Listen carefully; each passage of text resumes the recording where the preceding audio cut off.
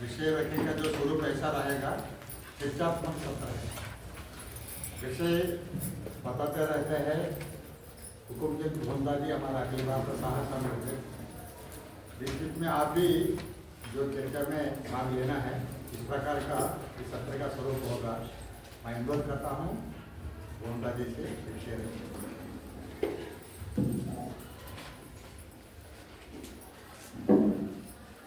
सभी का स्वागत है इस सत्र में।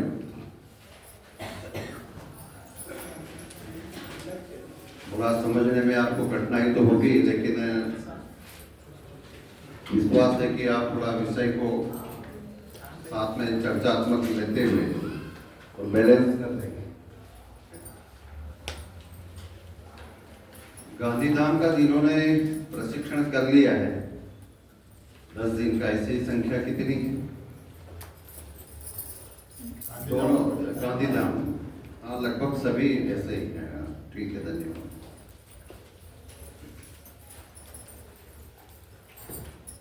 गांधीधाम वर्ग करने के बाद उस प्रशिक्षण के कुछ प्रयोग हमने अपने विद्यालय में प्रारंभ किए हैं, छोटे स्वरूप में। एज इट इज कॉपीराइट नहीं, लेकिन उसकी शुरुआत किसी न किसी रूप में की है। उसकी 3 श्रेणियां हैं: शिशु शिक्षा, आचार्य शिक्षा और अभिभावक शिक्षा, परिवार प्रशिक्षण। गांधीधाम वर्ग के बाद में हमने इन 3 चीजों पर कोई काम अपने अपने विद्यालय में किया है। पहला कौन सा? शिशु शिक्षा, दूसरा आचार्य शिक्षा और तीसरा अभिभावक शिक्षा। तो केवल अपना हाथ खड़ा करना है कि हमने गांधीधाम वर्ग के बाद में इसकी कुछ शुरुआत अपने अपने जहां हम काम कर रहे हैं, अपने अपने केंद्र पर हमने शुरुआत की। గాంధీధామ ప్రశిక్షణ తర్వాత వారు 3 విషయాలు చెప్పారు. ఆచార్య ప్రశిక్షణ, తర్వాత శిశు పిల్లలకు సంబంధించిన శిక్షణ, మూడవది తల్లిదండ్రుల ప్రశిక్షణ. ఈ మూడింటిని మేము ప్రారంభం చేసాం. అక్కడ చూసినటువంటి పద్ధతులు మా పాఠశాలలో అట్లాంటి వారు धन्यवाद। शिशु शिक्षा, परिवार शिक्षा, अभिभावक आचार्य शिक्षा भी है। शिशु, आचार्य और अभिभावक। तो वहां पर 10 दिन के वर्ग में थ्योरेटिकल और प्रैक्टिकल हमारे कार्यकर्ताओं को अपने कार्य का स्पष्ट ज्ञान और दिशा उनके सामने ठीक होना चाहिए कि हमको किस प्रकार से आगे काम करना है। बहुत सारे प्रयोग तो हम पहले से अपने अपने विद्यालयों में कर रहे हैं। विद्या भारती का काम तो बहुत पहले से आरंभ हुआ है और पूरा जो शिशु शिक्षा कॉन्सेप्ट है वो हमारा यथावत है। उसमें कोई राष्ट्रीय शिक्षा नीति में बहुत ज्यादा उसमें कुछ नया मसौदा, कुछ नई चीजें आज तक बहुत उसमें नहीं है। हम जो कर रहे हैं गांधीधाम वर्ग में हमने जो सीखा है वो उसका मूल स्वरूप है। तो 2 पक्ष उसके हैं। पहला फर्स्ट जो है वो थ्योरेटिकल है, यानी सैद्धांतिक पक्ष हम अपने उस शिशु शिक्षा का समझे, और दूसरा पक्ष है प्रायोगिक, प्रैक्टिकल। शिशु शिक्षा में एक सूत्र काम करता है, सुनना, देखना और करना। ये भाषा विकास वाला अभी नहीं बता रहा हूं। यदि हमने कुछ बात बताई और आपने सुनी, उसका कितना % याद रहेगा?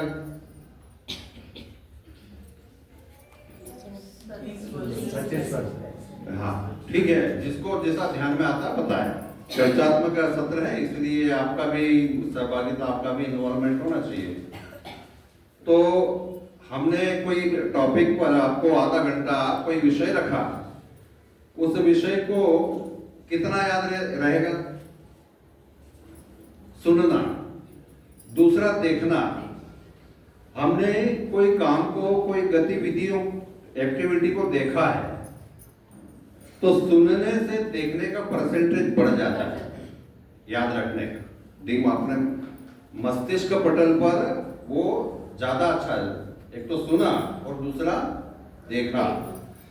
और तीसरा पक्ष आता है वो प्रैक्टिकल, प्रयोग किया। तो मैं बोलूंगा, आप लोग दोहराएंगे। मैंने सुना, मैं भूल गया। फॉलो। मैंने सुना, मैं भूल गया। फिर से रिपीट। मैंने सुना, रिपीट। फिर भी आप सुन रहे हैं।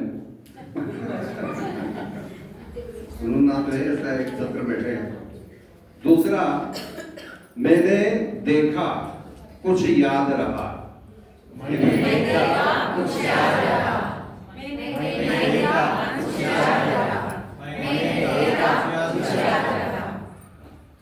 तो पहला उसको बोलो, मैंने। दूसरा, मैंने किया, सब कुछ सीख गया।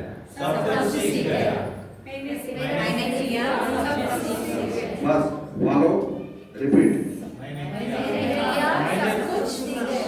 रिपीट। अब एक एक बार तीनों को रिपीट करना है। सुनना, देखना और करना, प्रयोग करना। बोलिए। पहले ये वाला भाग बोलेगा, लाल कारपेट से इधर, फिर सेकंड में ये, थर्ड में फिर ये। स्टार्ट।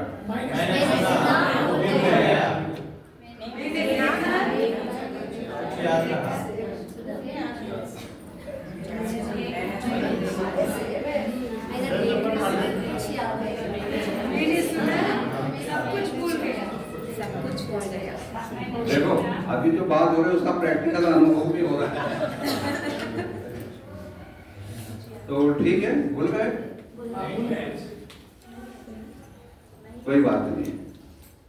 अच्छा है, भूलना तो गॉड गिफ्ट है। तो ये दिमाग दिन भर में जितनी बात सारी स्टोर होती गई तो इतनी हार्ड डिस्क मजबूत नहीं है कि इतना सब। इसलिए बहुत सारी चीज होते ही डिलीट हो, ऑटो डिलीट सिस्टम लगा हुआ है, तो वो कुछ चीजें याद रहती है, कुछ भूल जाते हैं।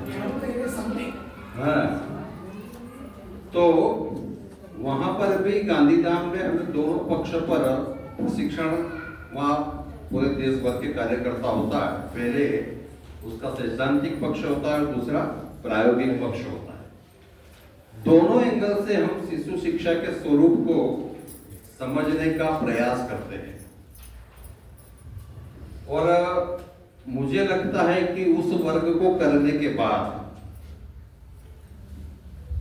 बहुत ज्यादा और स्पष्ट होने की आवश्यकता नहीं, फिर तो उसका केवल इम्प्लीमेंटेशन, क्रियान्वयन हम अपने अपने क्षेत्र में करें।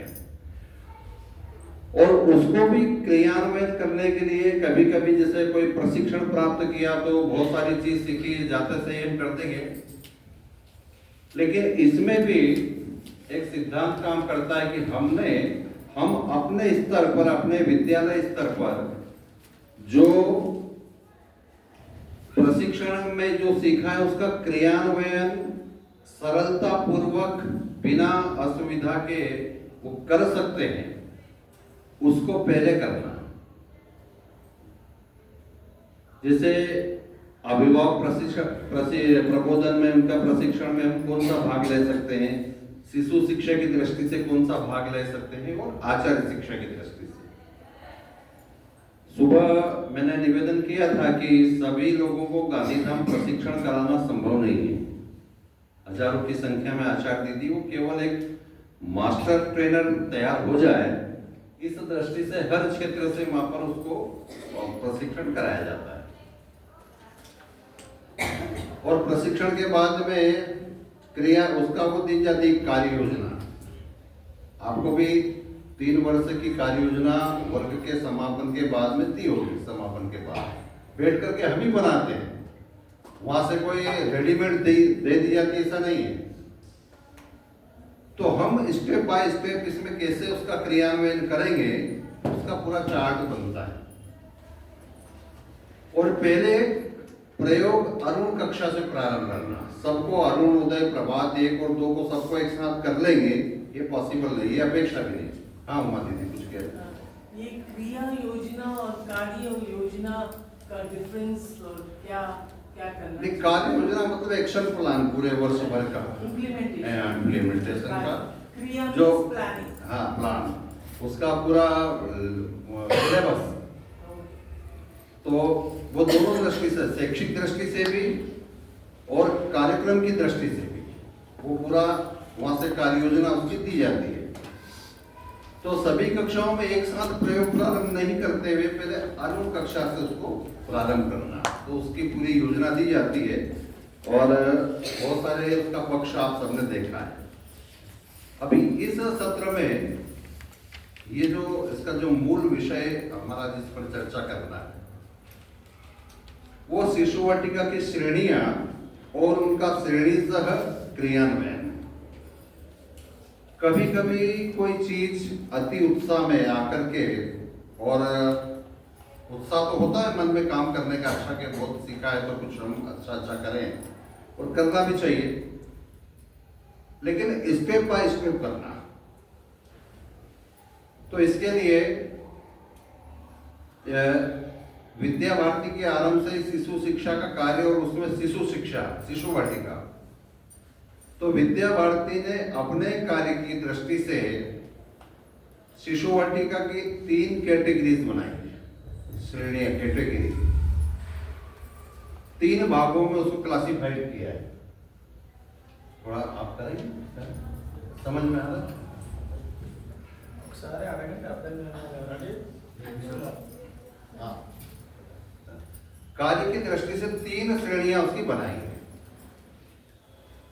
और उन 3 श्रेणियों पर जहां जिस प्रकार से काम की स्थिति उसके अनुसार अपने को काम को आगे बढ़ाना है। तो सबसे पहले नमूना रूप शिशु वाटिका या आदर्श शिशु वाटिका, मॉडल रूप, ये पूरे प्रांत में, पूरे क्षेत्र के सभी विद्यालयों में हो जाएगा ऐसा नहीं करना है। हमारे प्रांत में जिस विद्यालय में 0 से 5 वर्ष की शिशु शिक्षा का क्रियान्वयन करने के लिए अनुकूलता हो, वहां के मैनेजमेंट का मन हो, उस प्रकार से हमारी सारी अनुकूलता हो, भवन की सुविधा हो, बाकी इंफ्रास्ट्रक्चर उसके लिए जो है, तो उसको नमूना रूप शिशु वाटिका की संकल्पना के अंतर्गत प्रत्येक प्रांत में उस अनुकूलता के आधार पर 2-3 सिलेक्टेड केंद्रों पर उसके प्रयोग प्रारंभ करना है। और रिपोर्टिंग में भी यही जाता है। रिपोर्टिंग में एकदम ऐसा है कि वो पूरा आदर्श स्वरूप उसका बन गया है और उसी दिन व्रत देना चाहिए। हमने इन 5-6 केंद्रों पर अपने तेलंगाना में या आंध्र प्रदेश में 5 केंद्रों पर इसका प्रयोग प्रारंभ कर दिया। वो कंप्लीट 12 एरियाज नहीं होंगे? नहीं, वो में उसका क्या क्या अहर्ता है उसकी रहेगी। हाँ, तो क्या क्या काम होगा तो हम मानेंगे कि ये शिशु वाटिका है। नंबर 1, शिशु वाटिका के लिए स्वतंत्र भवन अथवा तो वो प्रभावी में जाएगा। स्वतंत्र भवन నమూనా రూప శిశువాటిక ఏదైతే మనం చెప్తున్నామో, నమూనా రూప శిశువాటిక అంటే విద్యాభారతి అపేక్ష ఏదైతే పారామీటర్స్ అంటాం కదా, ప్రమాణ బిందువులు, అది ఒక్కొక్కటి చెప్తున్నారు. మొట్టమొదటి ఏంటంటే స్వతంత్ర భవనము, అంటే సపరేట్ భవన వ్యవస్థ, school building, separate school building होना आवश्यक है। समझ में आया? दूसरा, वहां पर जो काम करने वाला जो शिक्षक है, मतलब जो गुरु माता है, तो सक्षम, केपेबल, क्षमतावान शिशु वाटिका की प्रधानाचार्य या शिशु वाटिका सुपरिंचार्ज या शिशु वाटिका प्रमुख के रूप में जो काम करते हैं वो ऐसा एक सक्षम होना चाहिए जो आचार्यों का प्रशिक्षण दे सके, अभिभावकों का प्रशिक्षण दे सके और वर्तमान परिप्रेक्ष्य में सारी शिशु शिक्षा की रीति नीति को समझ करके उसका क्रियान्वयन कर सके, संगठन कर सके, कॉम्बिनेशन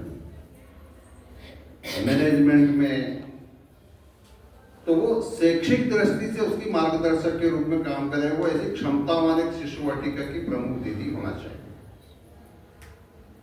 तीसरी चीज ये आती है 25 से 30 शिशुओं पर एक शिक्षक, 25 30 25 నుంచి 30 వరకు 1:25 ఆడతారు। इससे अधिक यदि बच्चे एक वर्ग खंड में रहेंगे तो उस प्रकार से क्रियान्वयन या गतिविधियां नहीं हो सकेगी। सहायक के रूप में कुछ उसमें हम मदद ले सकते हैं, लेकिन स्वतंत्र रूप से। फिर ये प्रशिक्षित होना चाहिए। शिशु वाटिका में काम करने वाले जो, ये तो शिशु हो गया कि 25 से 30 शिशुओं पर एक शिक्षक। शिशु वाटिकలో శిక్షణ పొందిన ఆచార్యులు ఉండాలి। शिशु वाटिका में जो काम करने वाली टोली है उनको विद्या भारती की शिशु वाटिका की स्पष्ट, शिशु शिक्षा की स्पष्ट संकल्पना, कॉन्सेप्ट उसका पूरा, उससे संबंधित लिटरेचर और उसका प्रशिक्षण, ये वहां पर। और सबसे महत्वपूर्ण बात है शिशु शिक्षा में काम करने के लिए श्रद्धा, भावनात्मक पक्ष भी हमारा। नहीं तो हमारा ध्यान पढ़ा तो रहे हम छोटी कक्षा और ध्यान जाता है बड़ी बड़ी कक्षाओं में, कह रहे हमको तो छोटी कक्षा में पढ़ाने को भेज दिया, ऐसा मन में वो भावना नहीं होना चाहिए। शिशु देवो भव, इस भावना से काम करना। क्लियर हो गया कि कुछ भाई साहब ఇంట్రెస్ట్ అండ్ ప్యాషన్ విశ్వాసం ఎవరి ఇంట్రెస్ట్ ఆ భావనతో పనిచేయాలి। దాంట్లో అనవసరంగా ఈ చిన్నపిల్లలు క్లాసులు ఇచ్చారు, నాకు ప్లై క్లాస్ లేదు అనే భావనతో వాళ్ళు ఎవరు కూడా శిశు వాటికలో శ్రద్ధగా పనిచేయలేరు అనేటటువంటి ఒకటి ఆచార్యం। అతను ఎవరైతే టోరీ అనుకుంటున్నామో జట్టు, ఈ జట్టు కూడా పూర్తిగా శిశు వాటిక సిద్ధాంతాన్ని అర్థం చేసుకొని ఆ భావనతో పనిచేసే వాళ్ళకి ఉండాలి। तो इस प्रकार से वहां पर काम करने वाली टीम होना चाहिए आज टीचर स्टाफ। तीसरी चीज ये आती है शिशु वाटिका की जो समय सारणी है, 3.5 से अधिकतम 4 घंटे से ज्यादा का समय नमूना रूप शिशु वाटिका के लिए, शिशुओं के लिए अपेक्षित नहीं है। రోజువారీగా పాఠశాల 3:30 నుంచి 4 గంటల మాత్రమే ఉండాలి। శిశు వాటిక యొక్క తరగతులు 3:30 నుంచి 4 గంటలు మాత్రమే ఉండాలి। नेक्स्ट है हमारा जो पाठ्यक्रम है शिशु वाटिका का, शिशु वाटिका पाठ्यक्रम एवं क्रियाकलाप ऐसी पुस्तक भी है। अरुणोदय प्रभात कक्षा 1 और 2 का भी लगभग बन चुका हो। हमारा जो समग्र विकास है, पाठ्यक्रम की रचना भी 3 श्रेणियों पर हुई है। उस पाठ्यक्रम का क्रियान्वयन होना चाहिए। पहले जीवन का घनिष्ठतम अनुभव, संस्कार एवं चरित्र निर्माण और क्षमताओं का विकास, इन 3 चीजों को आधार लेकर के हमारी पूरी शिशु शिक्षा के पाठ्यक्रम की रचना हुई है। ये थोड़ा एक्सप्लेन करना लाइफ एक्सपीरियंसेस। पूरा बताने के बाद मैं जीवन का घनिष्ठतम अनुभव, संस्कार एवं चरित्र निर्माण, इसके भी अलग अलग भाग हैं। और तीसरा है विभिन्न शारीरिक क्षमताओं का विकास। इन 3 चीजों को आधार लेकर के हमारे शिशु वाटिका के पाठ्यक्रम की रचना हुई है। और ये पाठ्यक्रम पूर्णतः एक्टिविटी बेस्ड लर्निंग है।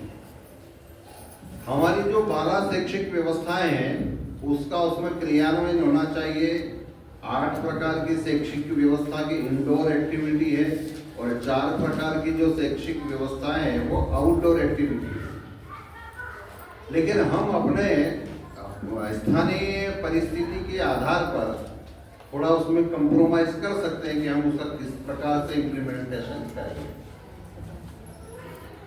మొట్టమొదటిది స్వతంత్ర భవనం, రెండోది అన్ని సామర్థ్యాలు కలిగినటువంటి శిశువాటిక ప్రముఖం, మూడోది శిశువాటికలో సంఖ్య ప్రతి సెక్షన్కి 25 నుంచి 30కి పెంచకుండా ఉండాలి, నాలుగోది శిశువాటిక ఆచార్యులందరూ కూడా శిక్షణ పొంది ఆ భావనతో పనిచేసేటటువంటి శ్రద్ధ కలిగినటువంటి వారై ఉండాలి, ఐదవది శిశువాటిక జట్టు, ఆ జట్టు కూడా సాహిత్యాన్ని సిద్ధాంతాన్ని అర్థం చేసుకొని అవగాహనతో ఆ భావనతో పనిచేసే వాళ్ళై ఉండాలి.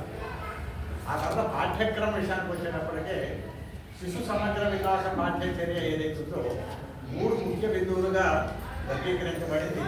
దాంట్లో మొదటిది జీవితమునకు సన్నిహిత సంబంధ అంశములు, రెండవది సంస్కారము శీల నిర్మాణము, మూడవది వివిధ సామర్థ్యముల వికాసం. ఈ 3 కూడా క్రియాకలాపాల ఆధారమైనటువంటి విషయాలు.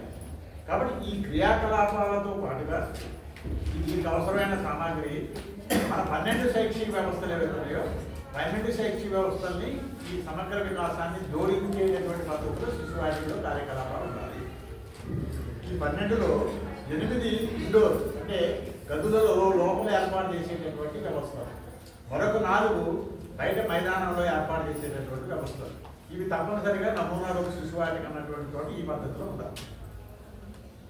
अब इसमें जो 12 शैक्षिक व्यवस्थाओं के आधार पर हमारा जो टीचिंग लर्निंग मटेरियल होगा, शैक्षिक साधन सामग्री, वो देखने में ऐसा आता है कि बहुत सारा उसमें मिक्सअप हो जाता है। इसलिए हम अपने रजिस्टर में 12 शैक्षिक व्यवस्थाओं को लेजरिंग करें।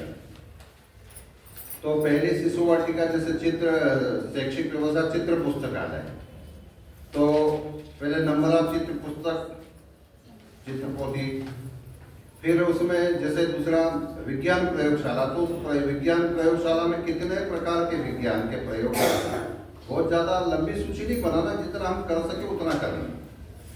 तो क्रमांक, नंबर, सेकंड, एक्सपेरिमेंट प्रयोग, और उसमें लगने वाला TLM टीचिंग लर्निंग पूरा मटेरियल जो शैक्षिक साधन सामग्री, और उसका हम कक्षा में प्रतिदिन नहीं करा सकते तो कोई बात नहीं, सप्ताह में वीक में 2 बार या 3 बार जैसा अपने अनुकूलता के आधार पर, तो ऐसा उसका लेजरिंग करना और ठीक सिस्टम से ठीक दिनचर्या के अनुसार उसका क्रियान्वयन करना।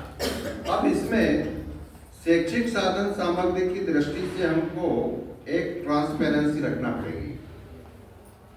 उसमें शिशुओं के लिए जो शैक्षिक साधन सामग्री होती है वो शिशु केंद्रित होना चाहिए, उसमें सौंदर्य बोध होना चाहिए, उसमें कोई आभारती चीजें नहीं होना चाहिए, कार्टून पैटर्न, कार्टून कल्चर, इस प्रकार का कोई सामग्री जो पर्यावरण की दृष्टि से, संस्कार की दृष्टि से, चरित्र निर्माण की दृष्टि से उपयोगी नहीं है। तो इसमें 3 प्रकार की श्रेणियां साधन सामग्री की दृष्टि से, purchase, collection and construction. 40% collection, अभिभावकों के सहयोग से, भैया बहनों के सहयोग से, हम आपस में एक दूसरे से कुछ बहुत सारी साधन सामग्री ऐसी है अपने आसपास के परिवेश में जिसको हम संकलन कर सकते हैं, कलेक्शन जिनका कर सकते हैं 40%। ये एक बिल्कुल ऐसा वो मापा हुआ नहीं है, आप एक मोटा मोटा अंदाज बता रहा हूँ। सेकेंड, कंस्ट्रक्शन, आचार्य एवं अभिभावक के द्वारा निर्मित की हुई शैक्षिक साधन सामग्री, बनाया गया है सारी, और जो संकलित भी नहीं हो सकती है, बनाई भी नहीं जा सकती, उसको परचेस ही करना है 20%। तो बहुत न्यूनतम बजट में धीरे धीरे हम अपनी शिशु वाटिका, कभी कभी मैनेजमेंट में तो कोई प्रांत से कोई विषय जाता है, प्रधानाचार्य बैठकों में विषय जाता है तो उत्साह में आ जाते हैं और 2-4 लाख का एकदम से सामान खरीद लिया और बताते हैं कि बहुत अच्छा हमारी शिशु वाटिका को हमने अच्छी कर दी, ऐसे शिशु वाटिका अच्छी नहीं। बेस ठीक करना और हमारे विचारों के अनुरूप साधन सामग्री को डेवलप करना और उनका प्रयोग करना, बहुत ज्यादा कबाड़ खाना इकट्ठा नहीं करना है। साधन सामग्री व्यवस्थित हो, सौंदर्यबोध हो, अपडेट हो और उसका क्रियान्वयन। कभी कभी डर के मारे हिसाब देना पड़ता है कि अरे ये तो मेरे चार्ज में दी है 1 जुलाई को, ये 30 अप्रैल को वापस मुझे लौटाना और उसको अपने सजा करके ऐसा रख दी। हर साधन सामग्री शिशु प्रयोग कर सके ऐसी साधन सामग्री विकसित करना चाहिए। तो इसके लिए ये बात उसमें बताई गई। फिर बच्चों की जो मनस्थिति, उनकी जो शारीरिक अवस्था होती है, वो बहुत एक स्थान पर लंबे समय तक बैठने पर वो प्रिपेयर शारीरिक दृष्टि से भी नहीं रहते, मानसिक दृष्टि से भी नहीं रहते। इसलिए हमारी शैक्षिक व्यवस्थाओं की जो प्रयोगशालाएं बनेगी, जैसे कार्यशाला है, कलाशाला है, विज्ञान प्रयोग है, अब वो 12 के लिए 12 ही अलग अलग स्थान होगा तभी ऐसा होगा, ऐसा नहीं है। हम उसको कुछ कॉमन पैटर्न पर, कुछ दिन के अनुसार वीकली उसको डिवाइड करके और धीरे धीरे उसका क्रियान्वयन हम उसको करा सकते हैं। तो उसके लिए बैठक व्यवस्था भी, अब जैसे हम मान लो कोई उसको पपेट शो दिखा रहे हैं तो उसकी बैठक रचना अलग होगी। हम मान लो उसको चित्र पुस्तकालय बालक को दिखा रहे हैं तो उसकी बैठक की व्यवस्था अलग होगी। तो ऐसी बैठक रचना बदलना, कक्ष बदल जाएंगे, बच्चे बदल जाएंगे, कक्ष में साधन सामग्री वही स्थापित रहेगी। दीदी की योजकता और कल्पना के आधार पर हम उसको अपने उस पर कर सकते हैं। फिर मासिक अभिभावक प्रशिक्षण, जैसे आज हमने ये प्रयोग बहुत अच्छा है देखा, ये एक बड़े स्वरूप में था। वो जो अभिभावक प्रशिक्षण होगा वो हमारे वर्गखंड के अनुसार होगा।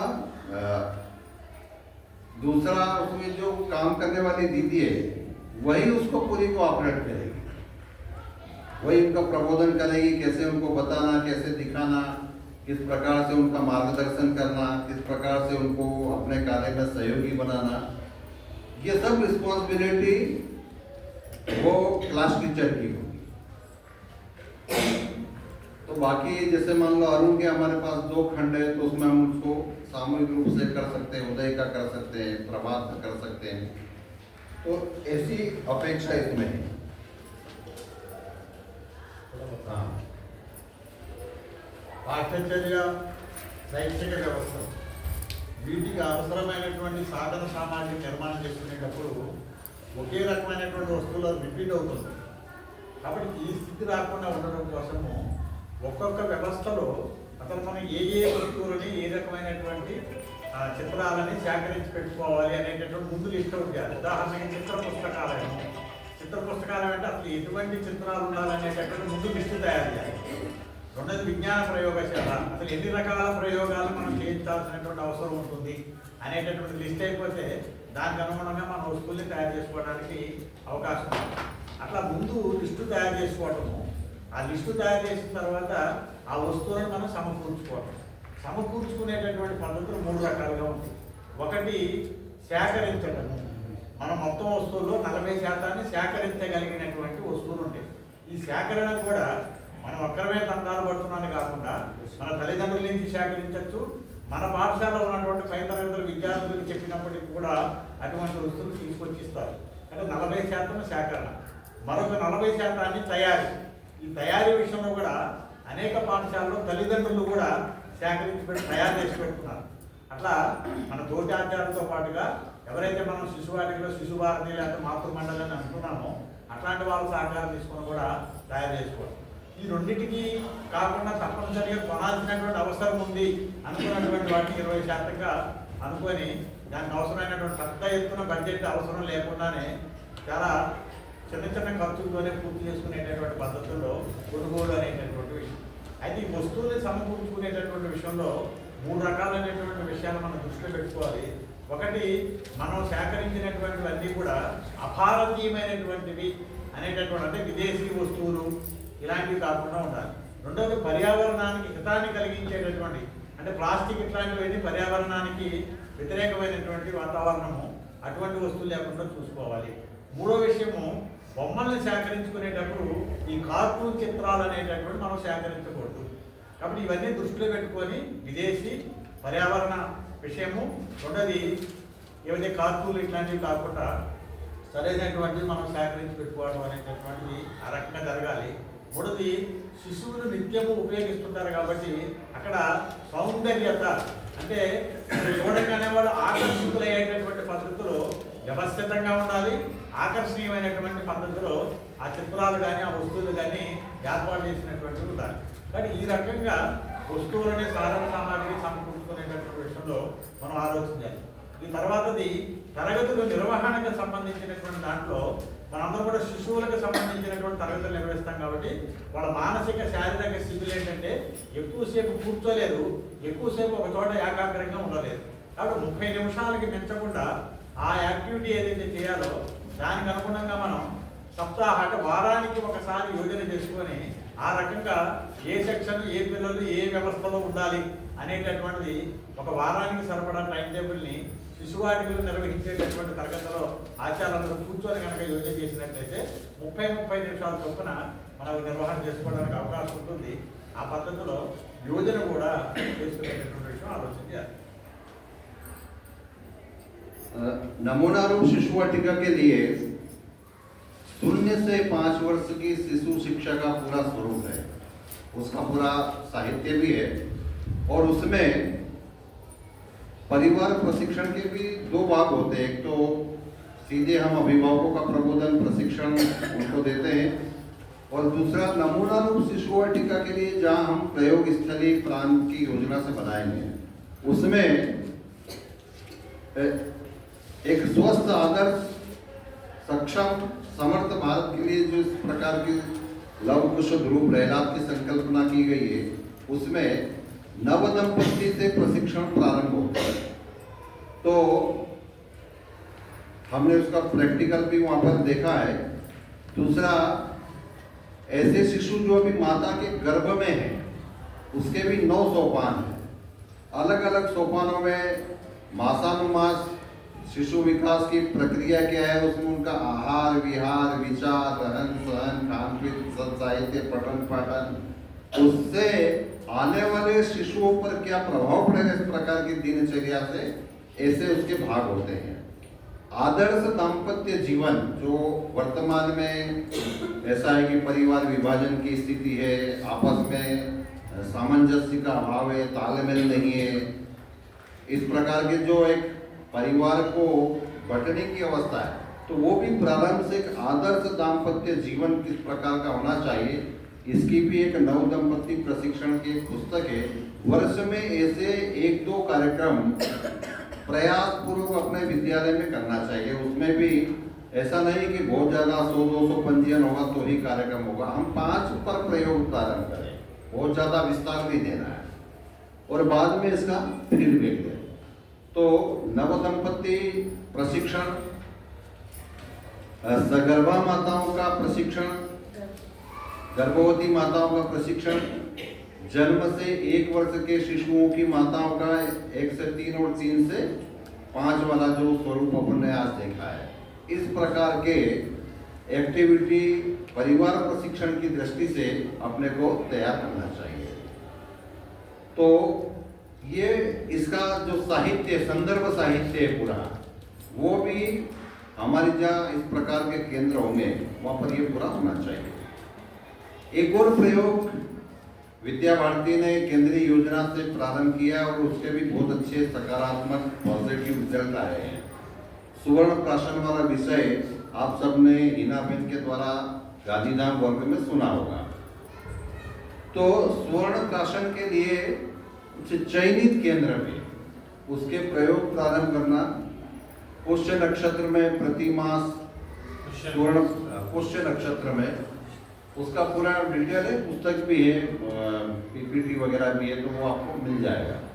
पुष्य नक्षत्र में और जो विधि उसकी बताई गई है वो 2 गुण उसके लिए देना, वो बच्चा शारीरिक दृष्टि से उसके जो भी पूर्ण प्राशन के प्रभाव है, और उसके बाद में उसका शोध रिपोर्ट तैयार करके रखना, लेखा जोखा रखना, आर्थिक पारदर्शिता रखना, हिसाब किताब पूरा व्यवस्थित रखना। लेकिन ये अति उत्साह में इसको, जैसे नव दंपति प्रशिक्षण है, ये गर्भवती माताओं का प्रशिक्षण है, ये इसमें हमारे साथ कोई आयुर्वेदाचार्य वैद्य को साथ में रखना, क्योंकि जो चिकित्सीय परामर्श, स्वास्थ्य संबंधी जो परामर्श है, प्रबोधन है, वो एक वैद्य के द्वारा ही होना चाहिए। हम संयोजक की भूमिका में रहेंगे, आयोजन प्रयोजन पूरा करेंगे, पूरे उसका वो करेंगे, स्वरूप तैयार करेंगे।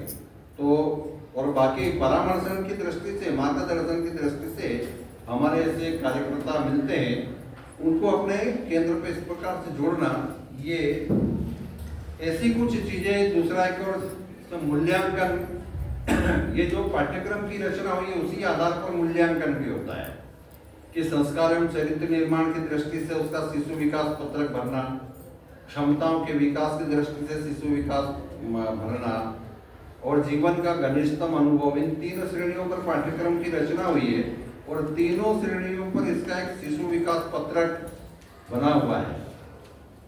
तो शायद अपने मध्य क्षेत्र में भी होगा, नहीं होगा तो 1-2 कॉपी में भेजूंगा भाई साहब को, कर्नाटक में है तो बाकी पूरे क्षेत्र में चयनित केंद्रों पर इसका प्रयोग हो।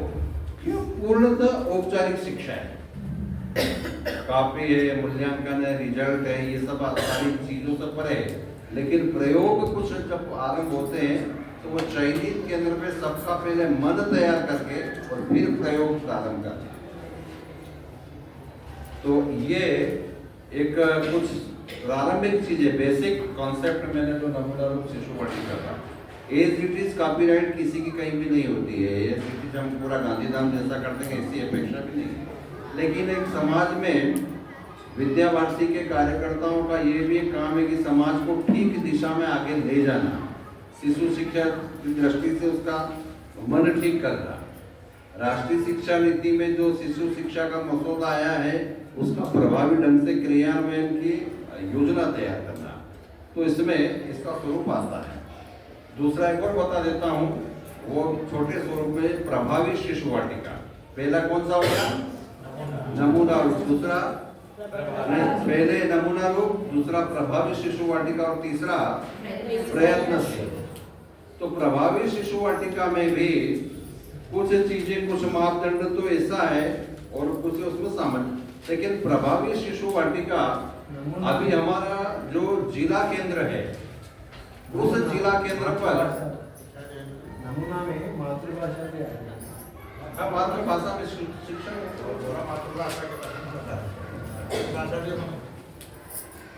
भाषा का ये दोनों राज्य में आ रहा है, मातृभाषा में। तो जिला केंद्र पर प्रयोग आधारित शिशु शिक्षा में प्रयोग प्रारंभ करना, 3 से जो हमारे अरुणोदय प्रभात की कक्षाएं 1 और 2, इसका प्रयोग प्रारंभ करना। स्वतंत्र भवन नहीं हो तो स्वतंत्र कक्ष चलेगा, भवन नहीं हो तो कम से कम क्लासरूम तो वो रहे, और उसकी साधन सामग्री भी इस प्रकार की रहे। वहां पर काम करने की दृष्टि से सक्षम आचार्यों की टीम होना चाहिए, और क्रियाकलाप आधारित शिक्षण, कम से कम आरंभ में 50% जो टाइमिंग हमारे दिनचर्या का शिशु वाटिका का जो समय देता है, एकदम कभी कभी पूरा गतिविधि आधारित कर दिया तो पालक उसको एक्सेप्ट नहीं कर पाते हैं। उनको भी हमको साथ में लेना है और धीरे धीरे उनका मन बना करके और एक्टिविटी बेस्ड क्रियाकलाप आधारित शिक्षण, इसको बढ़ावा देना, उसको महत्व उसका बताना, और परिवार को भी, उनके अभिभावकों को भी इसमें जोड़ना। सक्षम शिशु वाटिका प्रमुख और प्रशिक्षित आचार्य भी इसके लिए उसमें जैसे नमूना रूप में बताया गया है। तो इसमें 3 से 5 वर्ष की शिशु शिक्षा का अपना स्वरूप है। तो साधन सामग्री, व्यवस्थाएं, प्रबंधन, प्रशिक्षण, पाठ्यक्रम, ये सारी रचना है। तीसरा स्वरूप आता है नमूना रूप उसका प्रयत्नशील शिशु वाटिका। प्रयत्नशील शिशु वाटिका है पूर्णतः औपचारिक शिशु शिक्षा है। बड़ी कक्षाओं की तरह भैया बहनों की परीक्षाएं होती है, उनका पीरियड सिस्टम है, विषय के आचार्य अलग अलग हैं, त्रैमासिक परीक्षाएं होती है, लिखित पेपर होता है, ग्रेजुएशन होता है, मूल्यांकन होता है।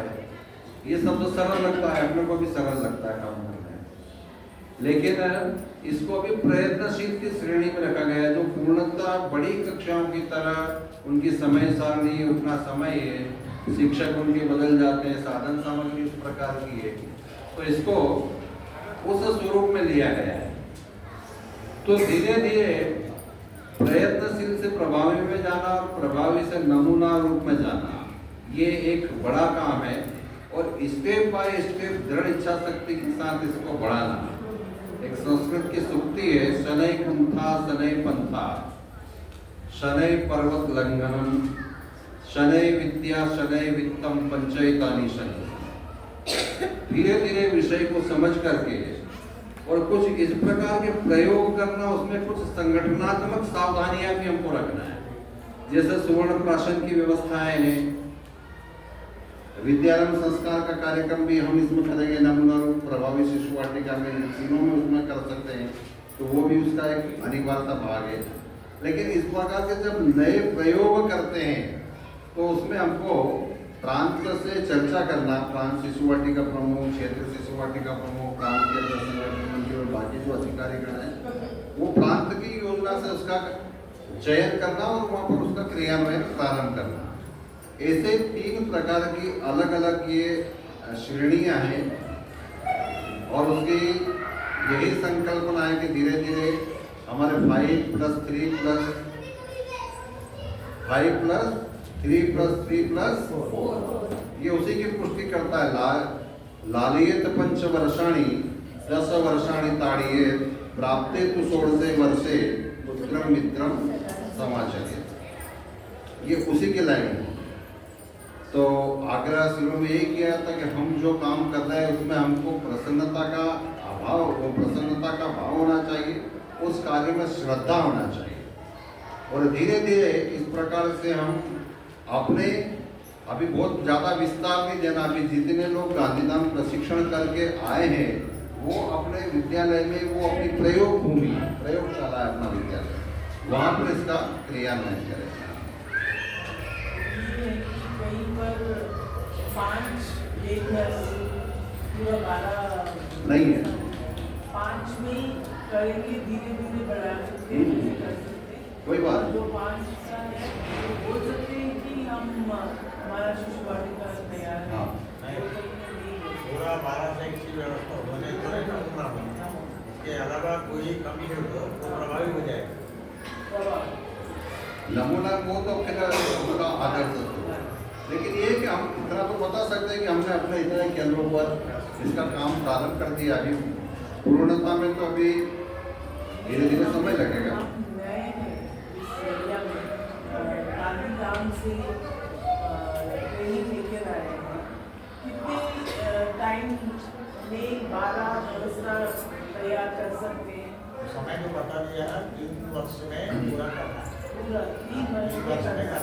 धीरे धीरे बढ़ा सकते हैं। हाँ, एक वर्ष में कहाँ तक कर सकते हैं, सरकार का वार्षिक योजना बनाना, वहाँ जो मास्टर के लिए, मास्टर जो प्लान के लिए त्रिवर्षीय वहाँ बनाना है। त्रिवर्षीय का बाद यहाँ आकर इस साल कितने तक रहेगा? अरे वो चल रही है भाई, हम बड़ी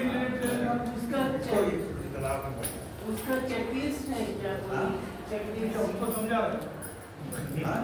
हाँ, चेकलिस्ट, हाँ जी, चेकलिस्ट के बारे में बता रहे हैं। चेकलिस्ट के बारे में, चेकलिस्ट है तो हम कोई पर्यटन में जा रहे हैं, हम नहीं जा रहे शिशु वाटिका प्रमुख वगैरह, कोई और मतलब रेगुलर जाते हैं अकाउंट्स ऑडिट के लिए, उनको कोई शीट देगी तो शिशु वाटिका का 5 मिनट या 10 मिनट टाइम लेके चेकलिस्ट भर के हमें दे देंगे, वैसे कर सकते हैं। ये प्रवास में जाने का है, प्रवासी कार्यक्रम मूल्यांकन पत्र विद्यालय कर सकते हैं, पत्र निकाले तो क्योंकि हर जगह नहीं जा सकते। उसका एक फॉर्मेट बना सकते हैं प्रारूप, बना सकते हैं। उसमें जैसे 12 शैक्षिक व्यवस्थाओं में तो कितना का होगा टिक कर दिया उस पर, मेरी एक्टिविटीज चल रहे हैं। अभिभावक प्रशिक्षण हो रहा तो टिक कर दिया।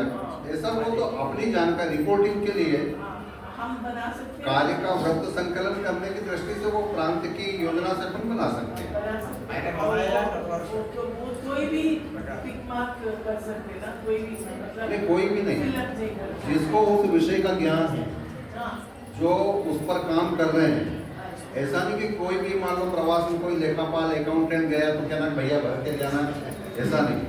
हम जो काम कर रहे हैं वो हमारे ही अधिकार क्षेत्र की बात होगी, वो उसमें बाकी फॉर्मेलिटी की आवश्यकता नहीं। हो तो ठीक, नहीं हो तो ठीक, काम होना चाहिए, ये महत्वपूर्ण है। काम होना और- वो भी प्रॉपर समझदारी होना चाहिए। प्रॉपर तरीके से हो गया। और हिसाब किताब लेने का भी उनको ही अधिकार है जो उस विषय की जानकार है, उस विषय पे जिनको संकल्पना है। They are responsible and answerable for their job. Right. Thank you. तो बाकी विषय की पूर्णता श्री निवासी करते हैं, मुझे तो अपनी बात ప్రభావి శిశు వాటికలో ప్రత్యేక నమూనా రూపుకి సంబంధించిన దాంట్లో ఏమేమి ఉండాలనేది చెప్పారు. అయితే మొదటి భాగంలో శిశువులు, తరగతులు, సెక్షన్లు, ఆచార్యులు, టోలీ, మాతృమండలి, సాధన సామాగ్రి, 12 శైక్షిక వస్తువులు, ఈ భాగం పూర్తయింది. రెండవ భాగంలో వాళ్ళు చెప్పింది ఏంటంటే పరివార ప్రశిక్షణకు సంబంధించినటువంటి మనందరూ తెలుసు. పరివార ప్రశిక్షణ అన్నప్పుడు మొదటిది ఏంటంటే నవదంపతులకి సంబంధించినటువంటి శిక్షణ, రెండోది గర్భవతులకి శిక్షణ, మూడోది జననం నుండి 1 సంవత్సరం శిశువుల తల్లిలో శిక్షణ, మూడోది 1 నుంచి 3 సంవత్సరాల తర్వాత 3 నుంచి 5 సంవత్సరాలు. అయితే ఈ ప్రశిక్షణల యోజన అనేటటువంటిది ఎక్కడైతే మనం నమూనా రూపు అని అనుకుంటున్నామో అట్లా ప్రశిక్షణలను కూడా నిర్వహించేటటువంటి పద్ధతులు అనుకూల వాతావరణం నిర్మాణం చేసుకోవాలి. అనుకూలం అంటే అక్కడ వ్యవస్థ ఉండాలి, నిర్వహించే జట్టు ఉండాలి, అనుకూలమైనటువంటి కమిటీ సభ్యులు ఉండాలి. ఆ భావనతో దీనికి సహకరించేటటువంటి వ్యవస్థ నిర్మాణం చేసుకోవాలి. ఈ నవదంపతులకి శిక్షణ అన్నప్పుడు దాంపత్యము, డాక్టర్కి సంబంధించిన విషయాలు ఇట్లాంటివన్నీ వస్తాయి. అట్లానే గర్భవతులకు సంబంధించినటువంటి దాంట్లో కూడా వస్తాయి. అంటే ఇట్లా నవదంపతులు, గర్భవతుల ప్రశిక్షణ అన్నప్పుడు తప్పనిసరిగా మనం ఆయుర్వేద ఆచారం కూడా జోడించుకోవాల్సినటువంటి అవసరం ఉంటుంది. అట్లా జట్టు నిర్మాణం చేసుకొని ఆ రకంగా మనం ప్రశిక్షణ నిర్వహించాలి. తర్వాత ఇవాళ మనం చూసాం 0 to 3 అంటే నెల నుంచి మొదలుపెట్టినట్టు 3వ సంవత్సరం వరకు ఉండేటటువంటి శిశువుల తల్లుల ప్రశిక్షణ. దీనికి ఎంతెంత సాధన సామాగ్రి కావాలి, ఇవన్నీ ఉంటాయి. మరి ఇవన్నీ కూడా నిర్వహించేటప్పుడు స్కూల్ డిస్టర్బ్ కాకూడదు, మొత్తం క్లాసులన్నీ డిస్టర్బ్ కాకూడదు. ఆ రోజు మొత్తం ఇదే ప్రశిక్షణ అన్నప్పుడు సంవత్సరం మొత్తం మీద కూడా మనం ఒక్కొక్క శ్రేణికి 3 సార్లు 4 సార్లు ప్రశిక్షణ అన్నప్పుడు టోటల్ క్లాసెస్ ఇవన్నీ కూడా డిస్టర్బ్ అయ్యే ప్రమాదం ఉంది. కాబట్టి ఇక్కడ మనం చేయాల్సినటువంటిది ఏ క్లాసుకు సంబంధించినటువంటి తల్లిదండ్రుల ప్రశిక్షణ నిర్వహిస్తామో ఆ క్లాసు మాతాకి ఇవన్నీ కూడా నిర్వహించేటటువంటి సామర్థ్యం ప్రకారంగా మనం వాళ్ళకి శిక్షణ ఇవ్వాలి. కాబట్టి ఈ పద్ధతిలో చేసినట్లయితే పాఠశాల తీరుగా నడుస్తుంటుంది. మనం అనుకున్నటువంటి ప్రశిక్షణలకు కూడా సరిగా నడవడానికి అవకాశం ఉంటుంది. ఈ పద్ధతిలో నమూనా రూపుకు సంబంధించినటువంటి ఇంకొకటి ముఖ్యమైనటువంటి విషయం ఏంటంటే సువర్ణప్రాస సంస్కారానికి సంబంధించినటువంటి విషయం. కాబట్టి సువర్ణప్రాస అనేటటువంటిది మేమందరూ కూడా గాంధీధాంలో మన జీనాబెహంది పీపీటీ ద్వారా మనల్ని కూడా వివరించారు. దాంట్లో ఏ ఔషధాలు ఉంటాయి, దానికి గొప్పతనం ఏంటి, సువర్ణప్రాస కనుక స్వీకరించినట్లయితే శిశువులు ఎట్లాంటి ప్రభావం చూపిస్తుంది. అట్లా కరోనా సమయంలో కూడా ఈ సువర్ణప్రాస వేసుకున్నటువంటి శిశువులకి ఎటువంటి హాని జరగలేదు. ఇలాంటివన్నీ మనం విన్నాం. కాబట్టి ఈ సువర్ణప్రాస విషయంలో కూడా ముందు మనం ఏ పాఠశాల అయితే పనిచేస్తున్నామో అక్కడ దీనికి విస్తృతమైనటువంటి పద్ధతులు అవగాహన కలిగించి ఆ సువర్ణప్రాస కూడా వేయాలి. అయితే సువర్ణప్రాసని సంస్కారాన్ని నిర్వహణ చేసుకునే ఒక డాక్యుమెంటేషన్ కూడా మనం ఎప్పటికప్పుడు ఇంట్లో అర్థం చేయాలి. ఇట్లా మనం ప్రారంభం ఎప్పుడు చేసాము, ఎన్ని నెలలు అయింది, ఆ నెలల తర్వాత వచ్చినటువంటి ప్రభావం ఏంటి, తల్లిదండ్రుల యొక్క అభిప్రాయాలు ఎట్లా ఉన్నాయి, తల్లిదండ్రులు ఏ మార్పులు గమనించారు, ఇలాంటిదంతా చేసినప్పుడు దీని పట్ల సమాజంలో ఒక విశ్వాసం నిర్మాణం అవుతుంది. కాబట్టి సువర్ణప్రాస సంస్కారం అనేటటువంటి కూడా తప్పనిసరిగా అన్ని పాఠశాలలు ఇక్కడ ఎవరైతే ఉన్నారో జరగాలి. ఎక్కడైతే మనం నమూనా అనుకుంటున్నామో ఆ నమూనాలో శిశువానికి ఉండేటటువంటి చోట తప్పనిసరిగా ఈ సువర్ణప్రాస జరగాలి. కాబట్టి ఇది తప్పనిసరిగా ఉండేటట్టు చూసుకోవాలి. మూడో భాగము మనం అనుకున్న దాంట్లో ఈ శ్రేణివారి దాంట్లో ప్రభావి శిశువాటిక. ప్రభావి శిశువాటికలో కూడా నమూనా రూపంలో చెప్పినట్టుగా ఒకటేమో స్వతంత్రమైన భవనం లేకపోయినా సమర్థవంతమైనటువంటి శిశువాటిక ప్రభుత్వం ఉండాలి.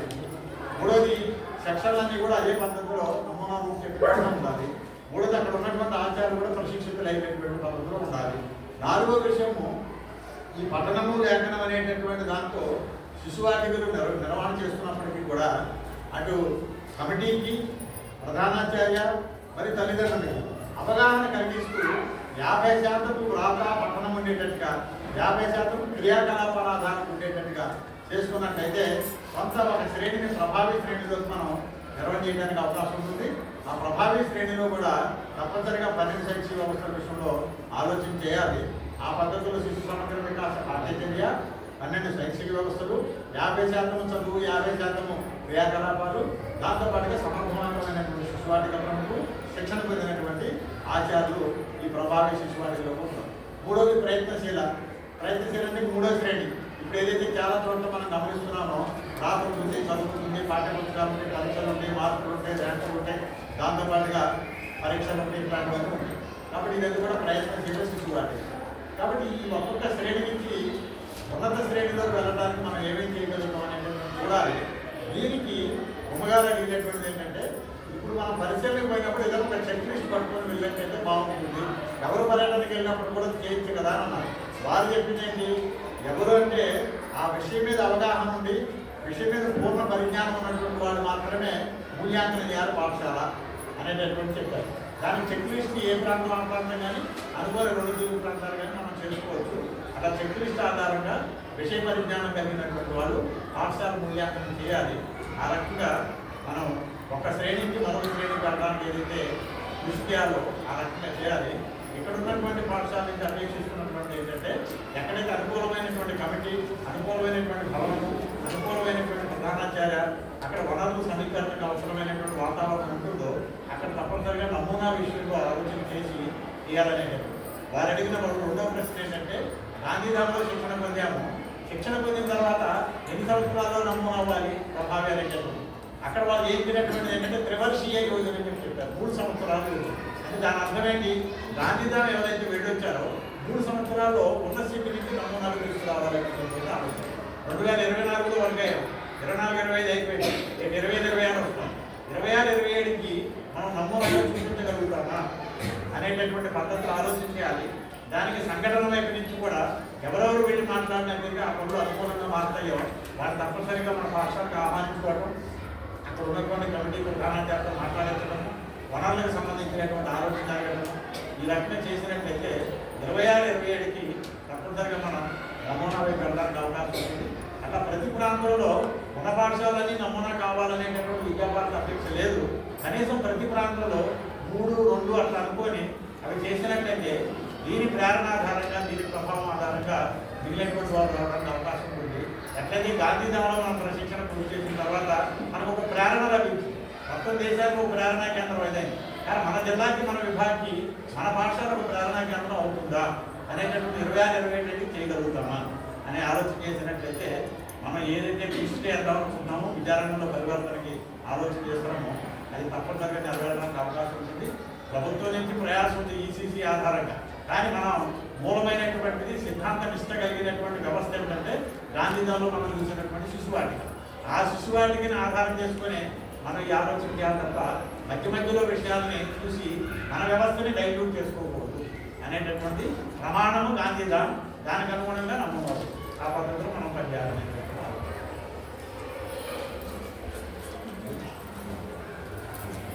10 నిమిషాలు విరామం తీసుకొని వెంటనే హాల్లో అప్పడవుతాము సంధ్యా ప్రార్థన. ఇది తర్వాత ఇక్కడ బయటికి వెళ్ళినంటే శ్యామల గారు ఇక్కడ కనుక హడావులు ఎక్కువైతే ఈ పక్కలో కాబట్టి మహిళలు ఇక్కడ సమితి ప్రార్థన చేయండి. 10 నిమిషాలు విరామం తీసుకొని బయటకు రండి. అక్కడంతా కూడా పేరెంట్స్ ఆతురస్తైన భోజనం పిల్లలంతా హడావులు ఉంది.